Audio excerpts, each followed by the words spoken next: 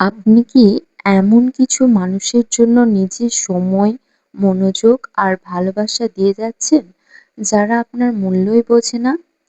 একটা কথা মনে রাখবেন, সব মানুষকে ধরে রাখা আপনার দায়িত্ব নয়।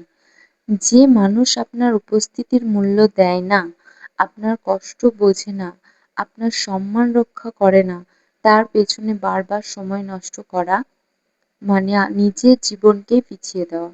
সময় পৃথিবীর সবচেয়ে মূল্যবান সম্পদ। টাকা হারালে ফিরে পাওয়া যায়, কিন্তু হারানো সময় আর কখনো ফিরে আসে না।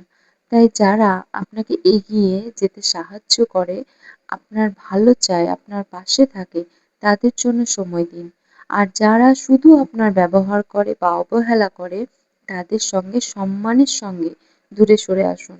মনে রাখবেন, সঠিক মানুষের সঙ্গে কাটানো ১ ঘন্টা ভুল মানুষের সঙ্গে কাটানো ১ বছরের চেয়েও মূল্যবান।